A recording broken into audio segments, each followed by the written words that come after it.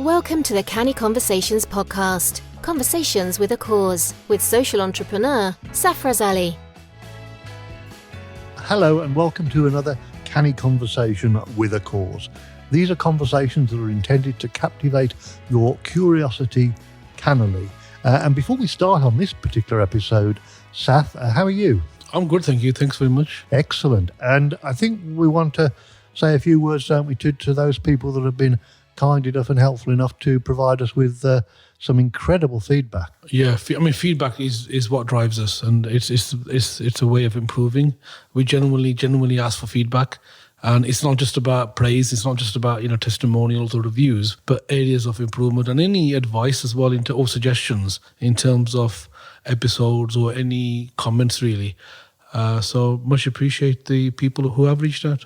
Absolutely, because one of the lessons that I think all good businesses recognise is that knowing what their customers, and our listeners in many ways are our customers, what they think really matters. And years and years ago, I was told by somebody that good customers value complaints. I'm not saying that all of the feedback has been complaints, because they haven't, but most customers don't complain. They just They give you suggestions, don't they? They give you suggestions, they give you improvements, they give you their views, and it's a way for us to learn and hopefully continue our journey of development. Absolutely, and it's all part and parcel of the process of trying to be as perfect as we can be. And that gives me a sort of little hang to bring us into our topic today. We're going to talk about today imperfect perfection. We're going to talk about why chasing perfection is not always the best way forward. Just give me your take before we sort of really get into this stuff. What do you mean by perfection? How would you define perfection? There's a myth that perfection is something which is far superior and is something that we should be striving for. And I've got my view changes on this depending on what we're looking at and what we're dealing with. A lot of it is about balance, but it's a very interesting topic. I think sometimes it can be a criticism. I've used it in many interviews where they ask you the question, "What's your strength and weaknesses?" and you try and use that as a strength and a weakness. I see it from that perspective. I see it from a product perspective, from projects and various things. So it's very, a lot of dimensions to this, but interesting, hopefully, conversation later on. Yeah, absolutely. Are you one of those people like me that doesn't matter how good an experience you've had, whether it's a holiday, whether it's a book that you've read or a meal that you've eaten, when you're asked to give it you're often asked to give it so many stars out of 5 normally. Are you one of those people like me who never gives 5 stars because on the basis that everything can always be a bit better? No, I'm the other way around, really. Whatever I can, I try and give a 5 star, and I try and promote any business that I can. So if I can give a 5 star, I'll give a 5 star. Otherwise, I'll tend to sort of refrain.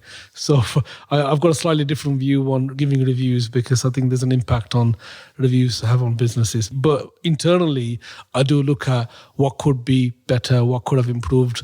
And it is something that I'm constantly looking at and constantly thinking about. And I think you have that mind where you're always sort of observing, aware of things, and in terms of customer service, products, and various things. So you do try and have that element of observation and viewpoint. But when it comes to reviews or testimonials, I try and see if I can muster a 5, I'll give them a 5. Otherwise, unless they specifically ask, I tend not to sort of go in with the 4s and the 3s and so forth. That's a personal thing. That's the sort of that's a personal thing. That's the sort of person you are, Saf. Very generous and always looking to encourage people.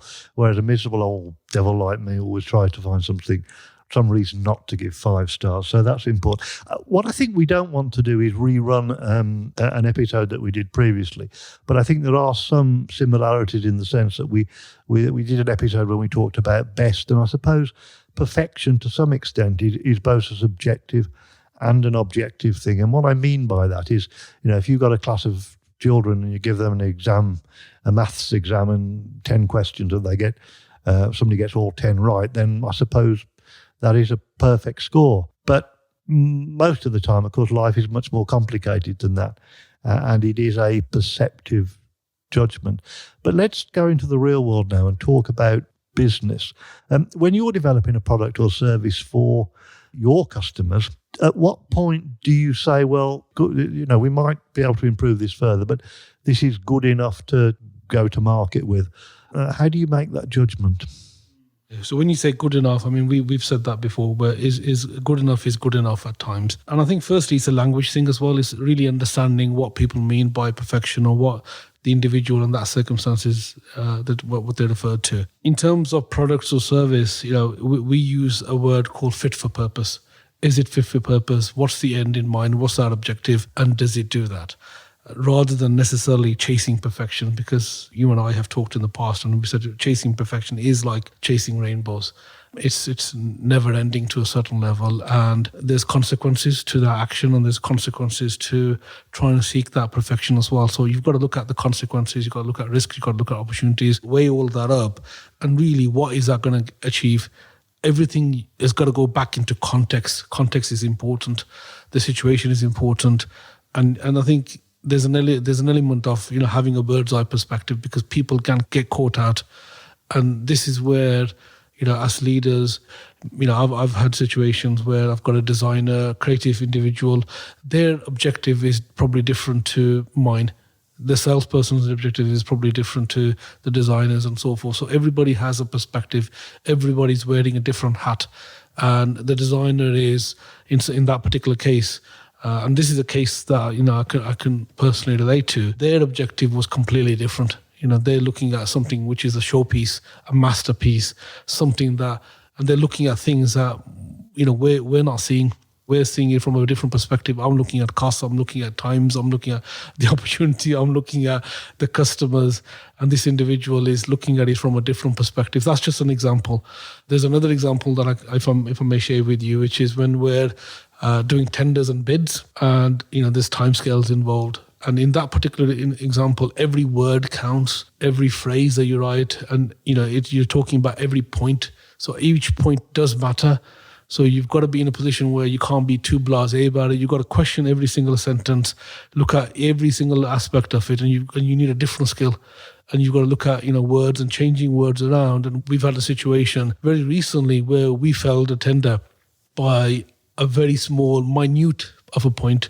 And there's another example where we were selected for again a very similar 1%, less than 1% difference. And it was all to do with certain words that were used or not used, and certain language, like a risk register. In a particular example where we said that we've got a risk register. In another example, we never elaborated on it. We had certain limited words, and we thought we answered the question, it was good enough. But if we had made maybe small improvements to it, looked at, how do we actually get this above the line in terms of some of the responses, we may have won that. So there's situations where, in some cases, you're pushing the boat out a little bit in terms of getting it to that level, particularly with regard to timescales. And in other cases, you've got to deal with what that person's agenda is. So, I've dealt with many different situations where, I've said, what, that's enough now. I've got to take it off you. It's good enough. And in other examples, I've had to throw it back and go back to the guys and say, no, we need to keep chipping at it. Marginal improvements, 1%, relook at it again, and see what we can get. Go and get feedback, go and get another view on this. And really, to a certain level, keep pushing. Perfection can kill, but perfection at the same time can give you that competitive advantage as well. So there's different dimensions to this, and we can be exploring all of these options. And I think hopefully we'll try, and we've covered some of it, but we'll try and pick up as much as we can. Yeah. I mean, you're absolutely right in terms of context, because there's no point in somebody to come into your office on a Monday morning and saying, "Hey, Saf, we've really perfected. We've got this absolutely perfect, this contract." And you say, great. And they say, well, the only slight problem, Saf, is it was due in on Friday afternoon. So everything has to be set in that sort of context.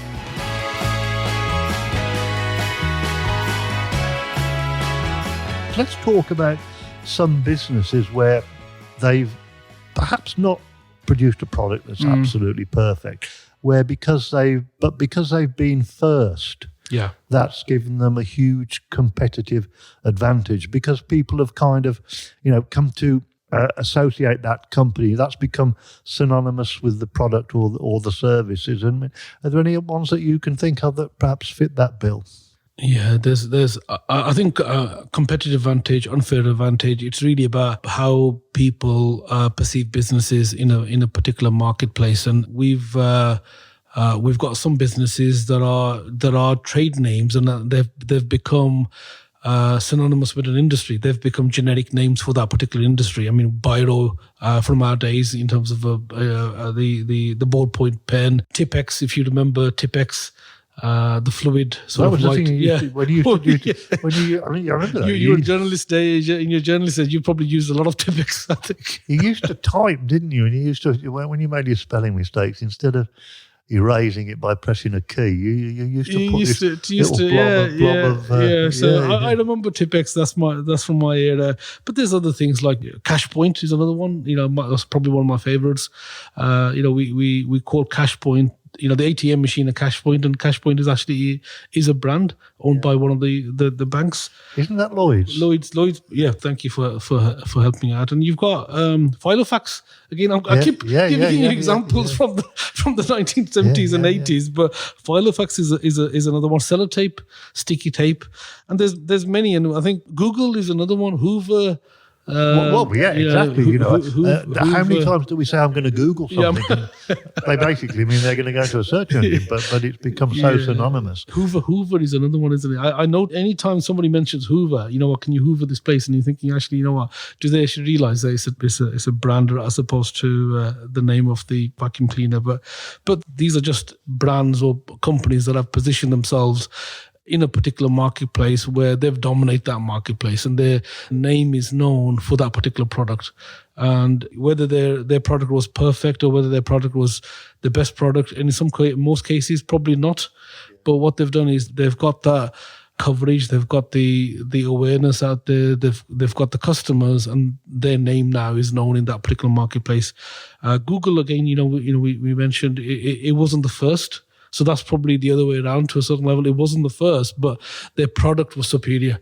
It was a cleaner. It got you the results. And you had a possibly superior product, and then it overtook all the others, where if you look at Yahoo and some of the other search engines out there, they were harder, a little bit harder to use. The results were a little bit different, and also at the same time, it was a messier page. It wasn't clean enough in terms of Google's differentiation. So that was a slight differentiation. And late, as somebody who came later to the marketplace, but they overtook the marketplace. And there's many sort of examples where you've had products who are dominating, and then they suddenly lose. And you've had people who, from one decade or from 1 year to another year, change positions in terms of ranking. And whether that's the big, we're talking about big multinational companies, or whether you're talking about Pacific Industries. So that evolves, and that's about continuous improvement, and that's really listening to customers and being tuned with feedback, reviews, and looking at continuous improvement. So it's not necessarily in a state of perfection, but it is that element of continuous improvement and being aware and so forth. One of the big things, of course, if you are a name which is synonymous with the product, I mean, take Hoover, for example. There are many different vacuum cleaner makers, and some of those vacuum cleaners might be better than those made by Hoover. But at least it gives Hoover the benefit that the first name people think about is Hoover, so they'll probably have a look at Hoover, which is another benefit. Let me give you an example of one where a product. There were two products. You're much too young for this, so you won't remember these things at all. Okay, but there used to be something called. You used to put a tape into a machine, and it was called a video machine. Yeah. And these were called videotapes. I don't expect you to remember those at all. But the thing with videotapes is when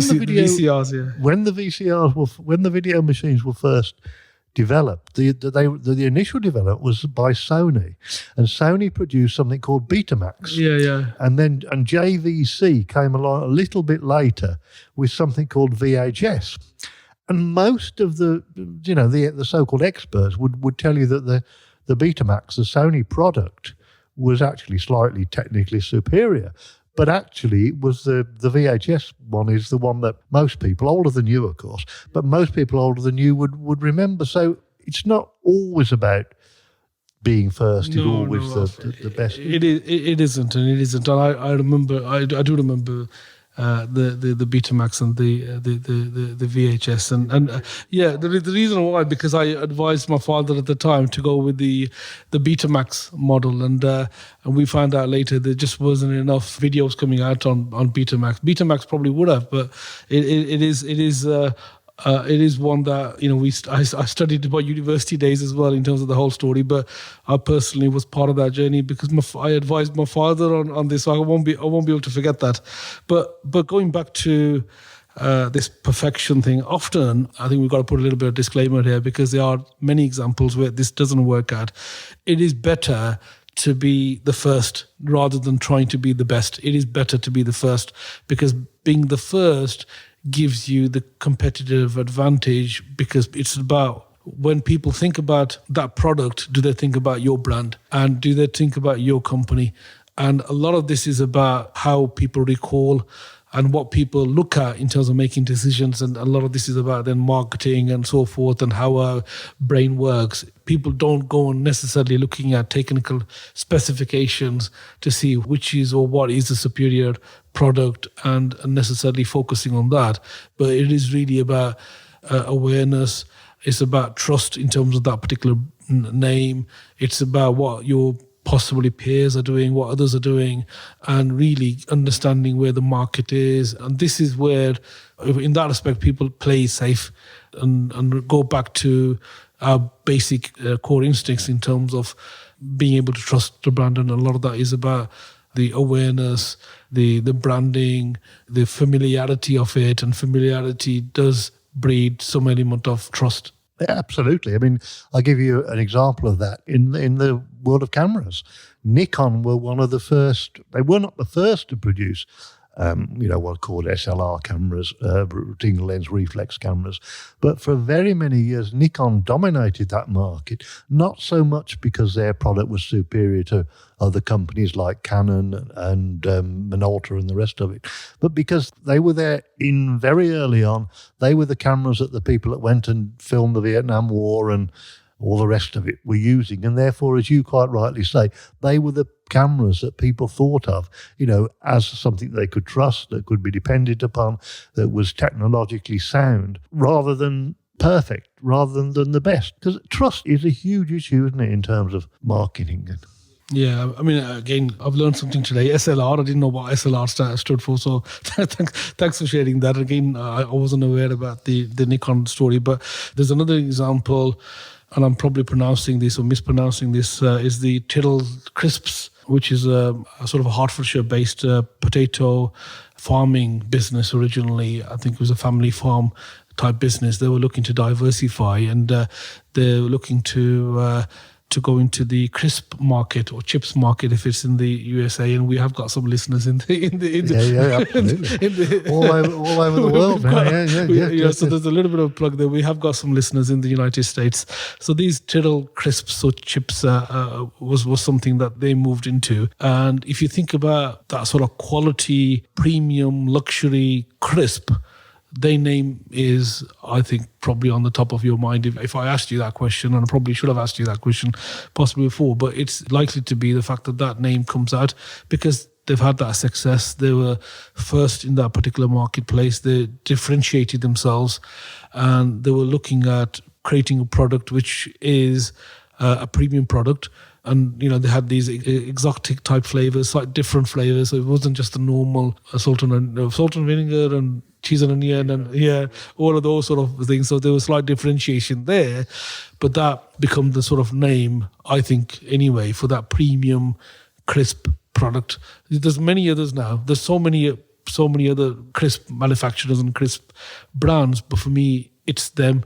And they will probably say that their product was probably perfect or it was a superior product, but it was differentiated.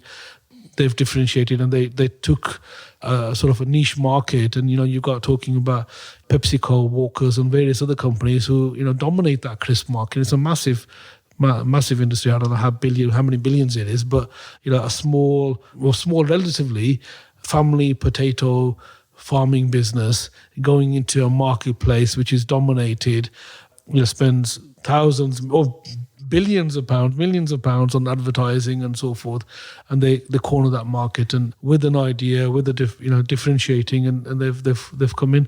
So I think praise to that in terms of absolutely. I mean, I think that story is, there are so many lessons in that business. I mean, very, very briefly, it was set up by a man called William Chase, who ran a spud farm, a potato farm in Herefordshire, and he decided one day that he was growing a lot of spuds, but there was not a lot of money in spuds. So therefore, what he'd thought was, let's try and do something else with these potatoes to up value them. And he thought, well, we can make crisps, but, there's no point in me trying to make the same crisps as Walker's because, they can do it on a completely different scale to me.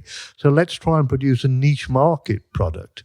And just a tremendous story about upscaling. I mean, he's now, I don't know if you know this, he's now upscaling carrots and turning them into gin.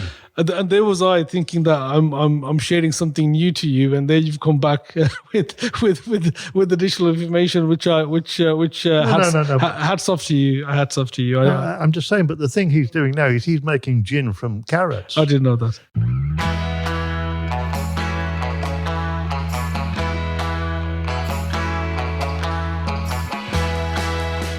Can I just ask you about, the other side of the coin? Because we've talked about the benefit of being in first. And a lot of the time that is true. But there are also examples, aren't there, where the opposite can be the case, where you produce a product that perhaps doesn't quite work out and, other people learn from it and then take over. And the best example of that for me was after the Second World War, the UK was the world leader in aviation design, in aircraft design. And a British company called Aero produced a four-engined intercontinental jet called the Comet, which was a lovely plane, lovely design, lovely look, a first four-engine jet, transatlantic and all the rest of it. And they were in there first, and unfortunately and tragically, after a few years, there were a number of crashes. These planes were involved in a number of crashes. And they went to Farnborough, the boffins in Farnborough, to find out what the story was. And one of the features of these aircraft was they'd got square windows. What was that program when we were kids? It was called Play School, wasn't it? Here's the windows, here's the square. I don't know. Anyway, this plane had got square windows. And they actually discovered, when they put it in a tank in Farnborough, that it was the fact the square windows had meant the fuselage had got minor weaknesses in it. And with continued takeoff and landings, they'd produced cracks, and those resulted in fatal depressurization. Anyway, to cut a long story short, whilst they were fixing this problem, another company on the other side of the pond called Boeing introduced an aircraft called the Boeing 707, which was a four-engine jet, not as nice a looking aircraft, and in many ways an inferior product of the Comet, apart from the fact that it didn't crash.